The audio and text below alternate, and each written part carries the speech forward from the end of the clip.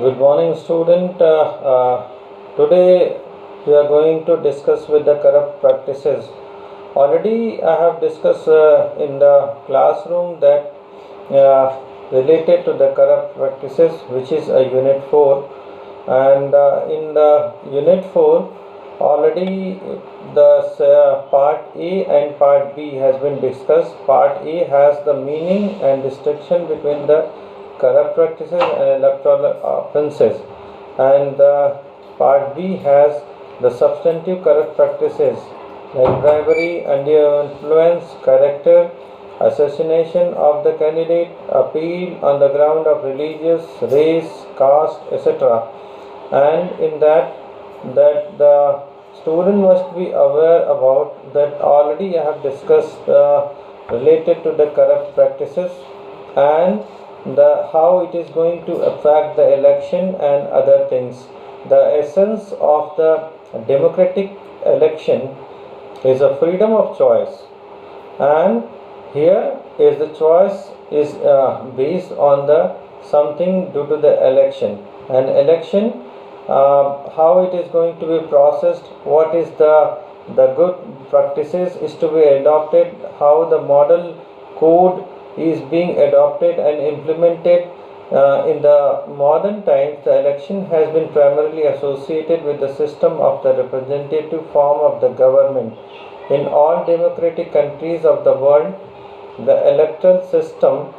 were established on the basis of natural rights of the individual. It seems that the what is the natural rights is that the electing or the choosing of someone by its own basis. This followed the freedom of the candidate and universal franchisee. For putting the system into the action, we find that since 19th century, the state have been relying upon the political parties for the choice of the candidate in accordance with the principle of the method of the party. Whereas here in election and in India there is a huge process, because as you are aware about that the India takes the help of the government machinery. The election commission is involved in the whole year for the smooth and good conduct of the election, whereas the some of the parties should not take the help of the should not take the undue influence, should not take the another part, so that it can be the executed in a proper manner. Here we can put the system into the order, and finally with the passage of the time law were enacted to regulate the entire electoral system. How much that then here the legislative bodies including that the as you are aware about the Representation of Peoples Act 1950, then Representation of Peoples Act 1951, and then another laws and bylaws and the rules has been framed for the exact and smooth functioning of the commission. Here then once the candidate jumps into the fray, their prime objective is to win the election, so that his desire to represent the electoral is fulfilled. Winning an election has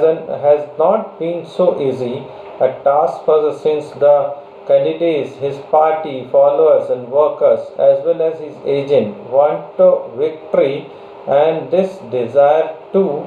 often causes them to adopt the undesirable tactics. Whereas I have already explained in the classroom that the some of the candidate who as soon as the election is announced, the candidates planning and starting that the booth capturing, how the booth capturing is to be done, and in that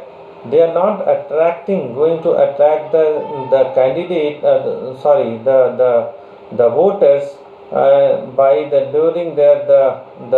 whatever they have into their mind that what could be done for their voters or the citizen in that area, but they are planning regarding that the how we could win the election by taking the caste politics or any other method or taking into the help by the government machinery, those machinery who are deployed for the smooth functioning of the election in the election booth. But the winning an election not an easy task, and since the candidate and the workers, they are also belongs to the working and making the election into his favor. So the laws have been enforced, therefore been made restraining the prohibited activities, which may and may not only be regulate the conduct of the candidate at election, but declare certain activities as a corrupt practices. Corrupt practices is basically a general terms and include the bribery, undue influence. Here, the undue influence means support with the some another type of practices which is being adopted by, and the corrupt practices is basically a general term and include the bribery, undue influence, etc., and having the specific reference to the electoral system. How the such practices were declared against the law by many nations in the beginning of 19th century, as these were considered interference in the free exercise of right to vote.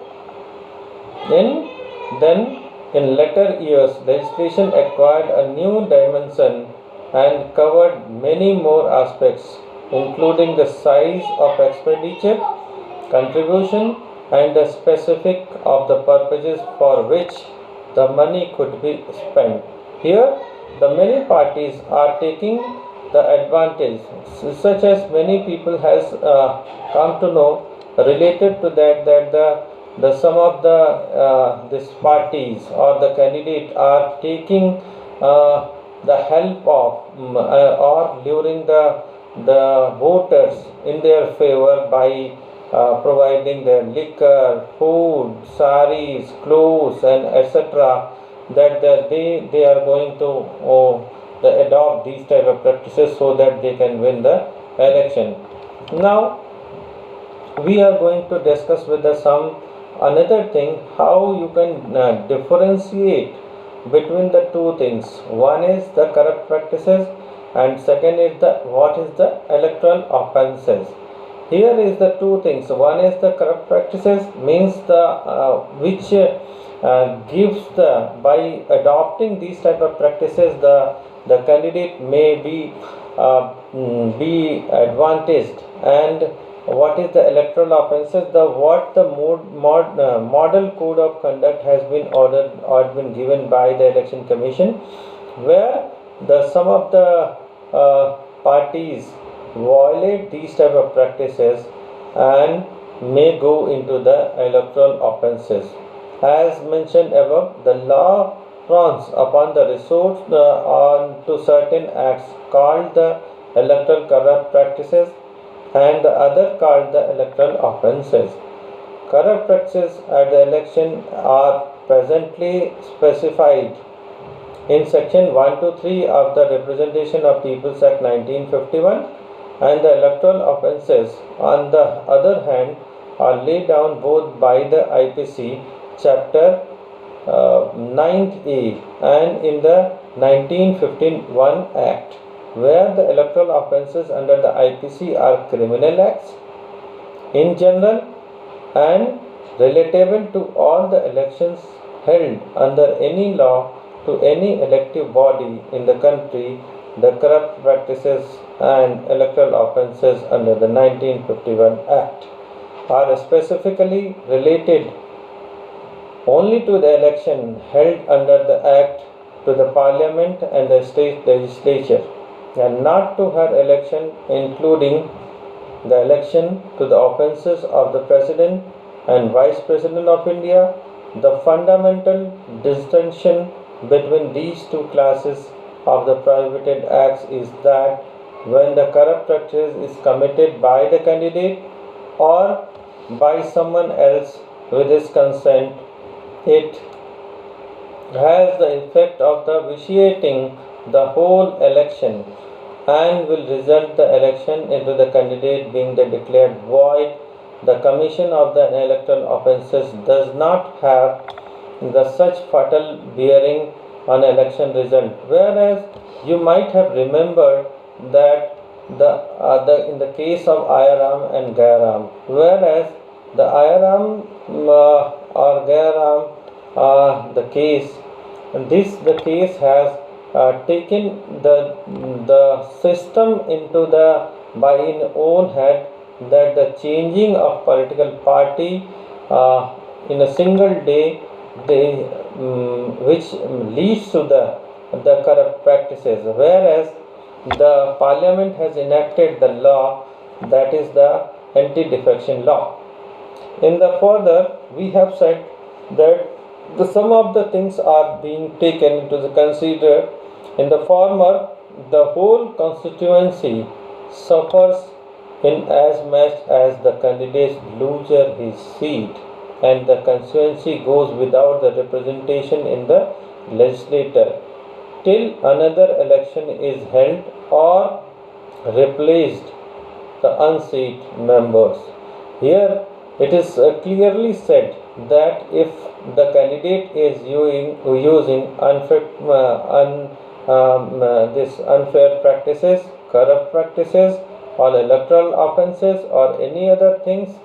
then the candidate may lose his seat, and then again the burden goes on the normal people, general people. The election will be held in the next or the by-poll election or any other time when the election commission decides. Then the question arises that these type of practices should be stopped. Earlier that we have already discussed about that the way of taking the election by the election commission, that is the ballot paper, whereas the people has started taking the ballot and the ballot paper into the custody while the election is going on by the booth capturing, and they put their symbols in favor of the candidate and place them into the ballot paper, and finally they got selected. And when it is being proved that yes, the person is guilty, and by the time the tenure of the candidate is over and he has been selected as the legislative members or the parliamentarian. Here the further noteworthy points here is that any grievance related to the commission and the corrupt practices can hesitate only after the election is over, and only in the election petition filed in accordance with the provision of Article 329 and part of the 1951 Act.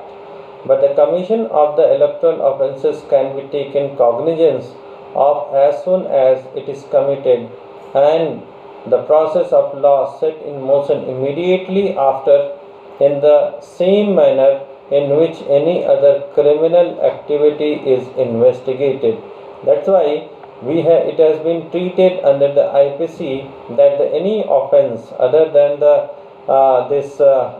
which is related to the electoral offences, it is already dealt with the IPC, that it will be dealing with the criminal offences. Here, in the same manner which the criminal are being dealt with, the same activity as investigated or tried under the provision of the CRPC. This is the in the next place, the committing the corrupt practices entails only certain civil disability like disqualification of voting and for the contesting election for the certain period, but any electoral offences, if committed, will be visited with the criminal liability and may result in the imprisonment or with fine or with both part of from the attracting the civil disability, like in the case of the Subramaniam Balai versus the government of Tamil Nadu and others, decided in the year of 2013. Now again we are going to discuss with some another issue which is related to the election, the electoral corrupt practices and electoral offences. Here the voting and the contesting election in the case of the certain specific electoral offences as well be explained. But one thing is in common. Both, namely the standard of the proof and allegation of the corrupt practices, must be proved as strictly as a criminal charge, and the principle of the preponderance and the probabilities does not apply to any corrupt practices envisaged by the 1951 Act. Because if this test is not applied, a very serious prejudice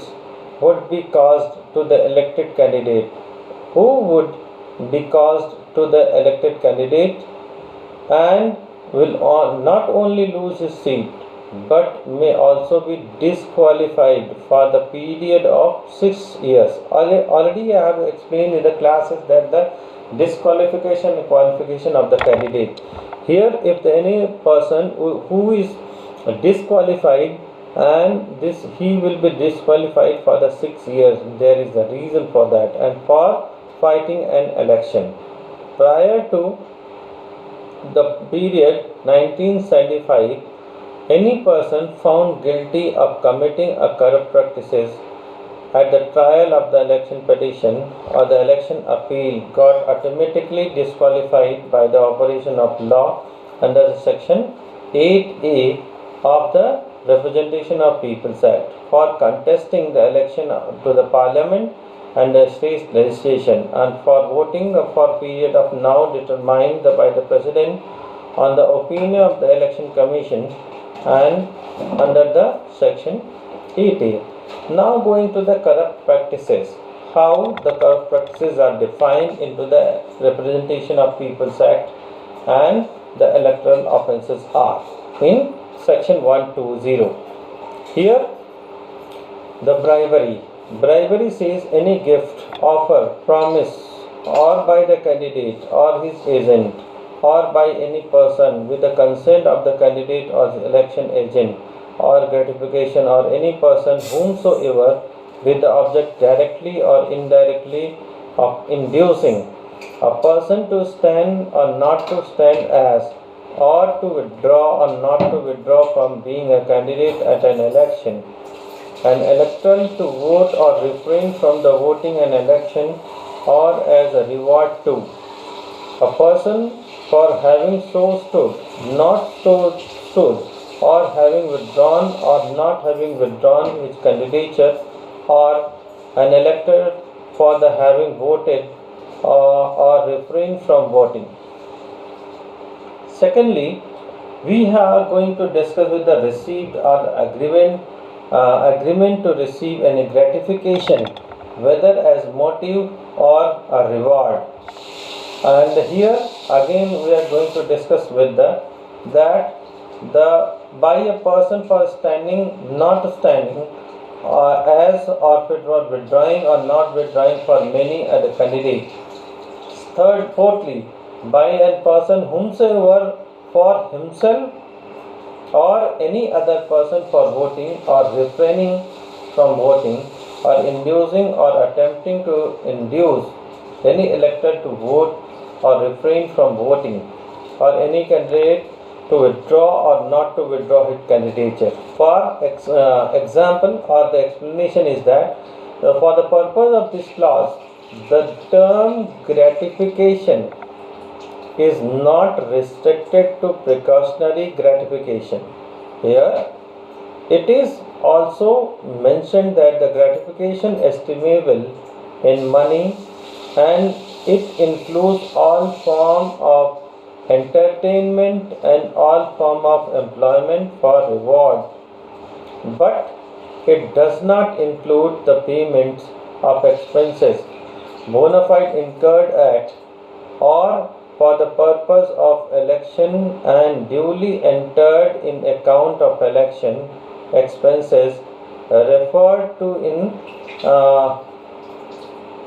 section 85. Undue influence, that is to say, any direct or indirect influence or attempt to interference or part of candidate or his agent or of any other person with the consent of the candidate or of his agent with the free exercise of any electoral right, provided that how it has been without the prejudice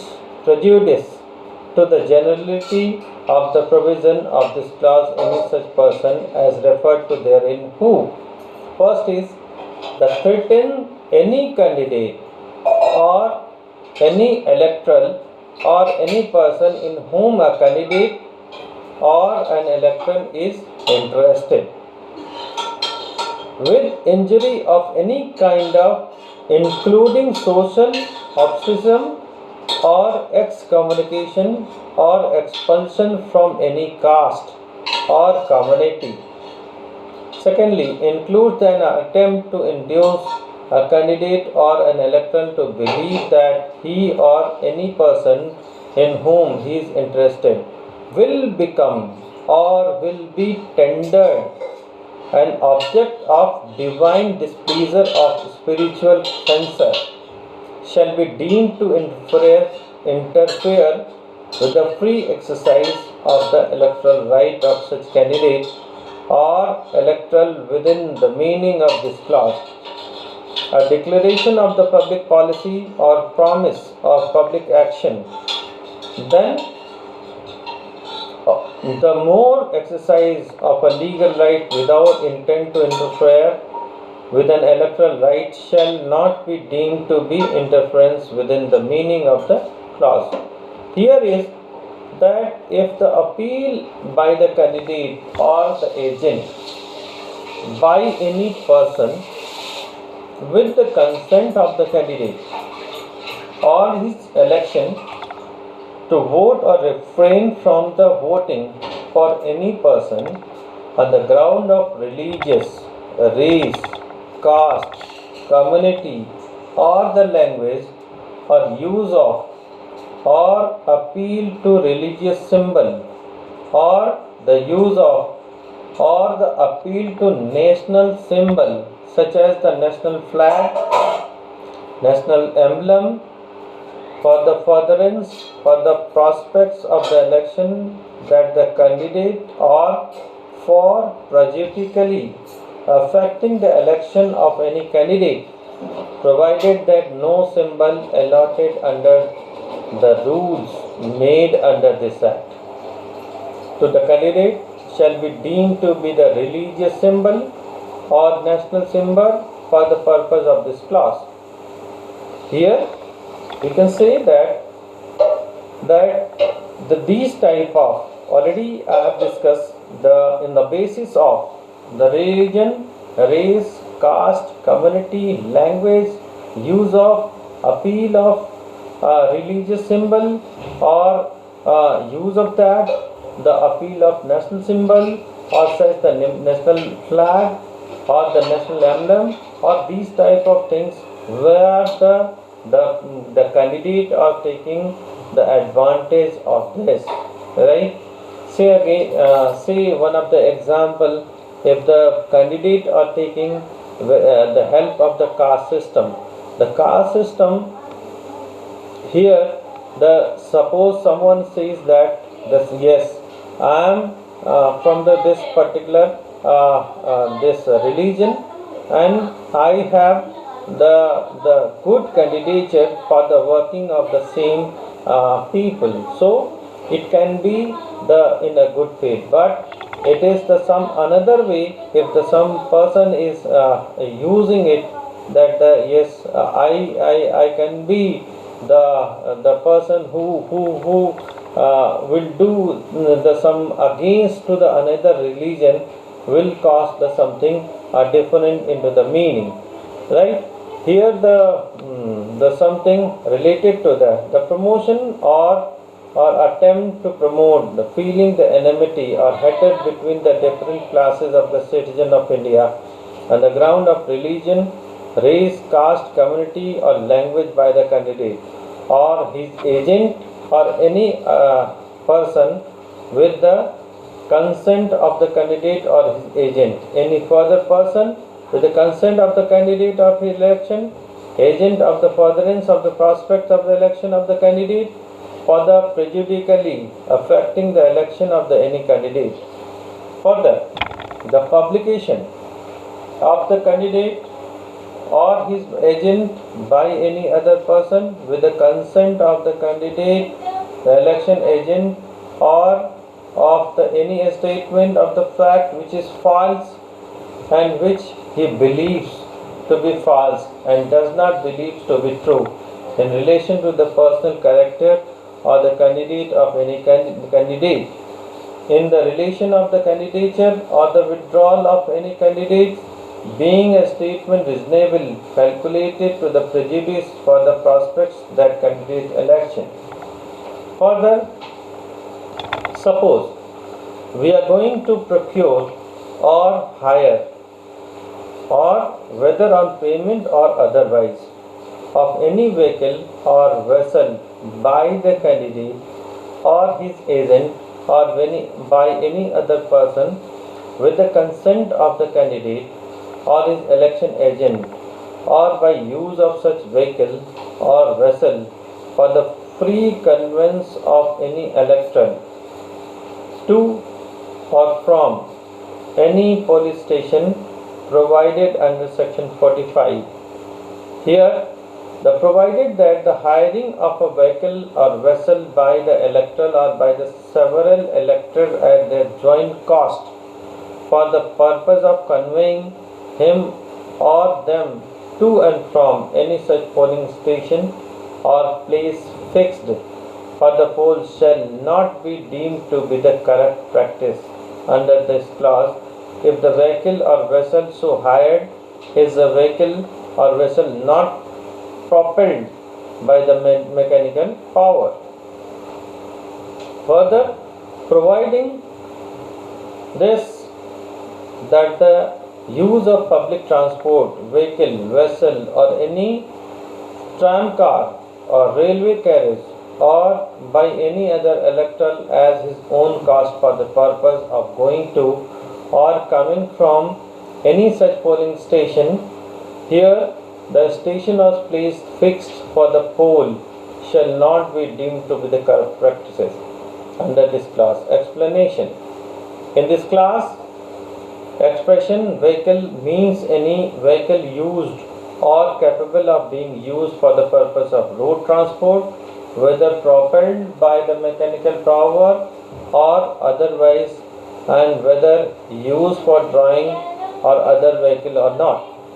The incurring the authorized or expenditure in the contravention of section 85, the obtaining, the procuring, abetting and attempting to obtain the procedure by the candidate or his agent by any other person with the consent of the candidate of his election, any assistance for the furtherance of the prospects that the candidate election from any person in which the service of the panchayat or the government belonging to the any following class of the namely gazetted officer, member of the police officer, exercise officer, revenue officer, such other class of the person in the service of the government as may be prescribed, provided that where any person in the service of the government and the belonging to any of the class aforesaid in the discharge for the purported discharge in this official duty makes the agreement. Here in the further we can say that the booth capturing of the candidate or his agent or any other person acting with the consent of the candidate. So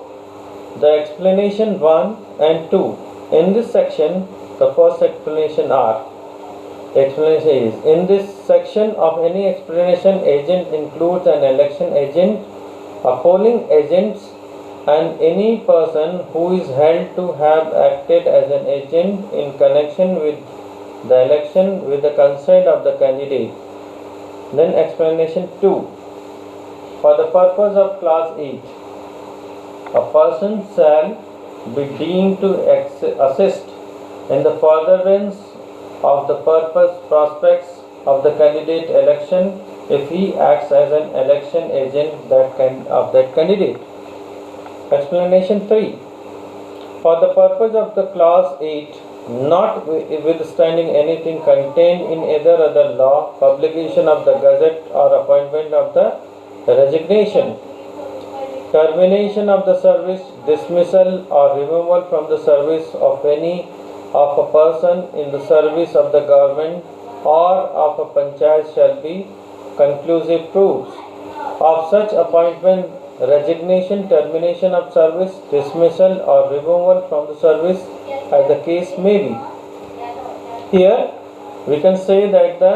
whether the date of taking effect of the such appointment, resignation, termination of the service, dismissal or removal from the service as the case may be is stated in such publication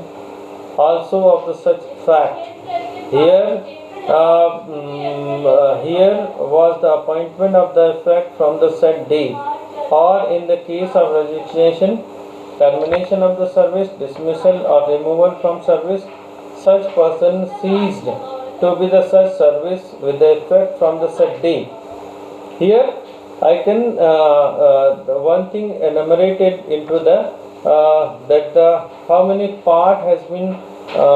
it has been given into the sub parts are. The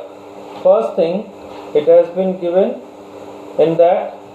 the bribery, undue influence, character, assassination of the candidate, appeal on the ground of religion, race, caste and other things. Then the student may note down some of the good questions that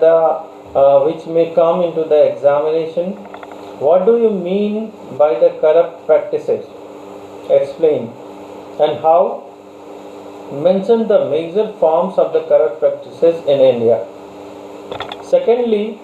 what is the difference between the corrupt practices and electoral offences? You have to enumerate it. Thirdly, write a short note on bribery, undue influence and character assassination of a candidate. Then you can note down the further questions, the explanation, explain with the help of some case laws. Many of the case law already I have explained in the classes. I may take some good case law in another my class. The need of education for qualification of a candidate in contesting the election. What is criminalization of the politics and describe what are the measures have been taken by the election commission to stop these type of practices. Then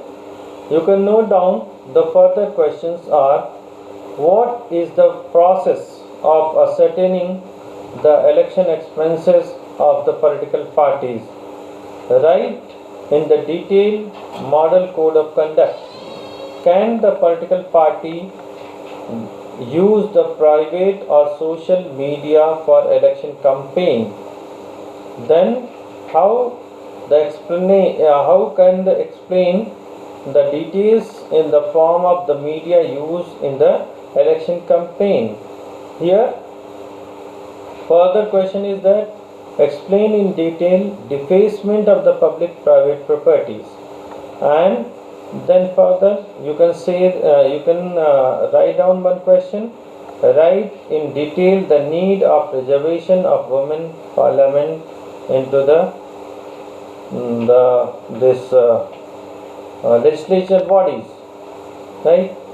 So these are the questions you can have into the the classroom activities, right? Then further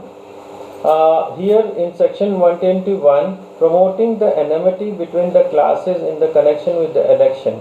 Here any person who is in connection with the election under this act promotes or attempts to promote the ground of religion, race, caste, community or language, feeling of enmity or hatred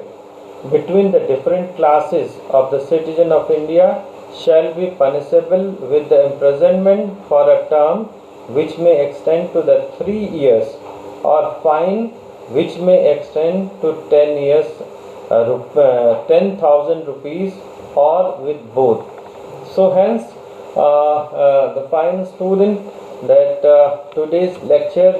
is confined to the corrupt practices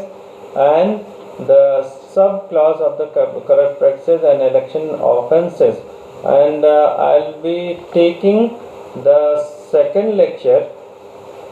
that which may be included with the needs of education qualification for the candidate, right? And thank you for that. Thank you very much.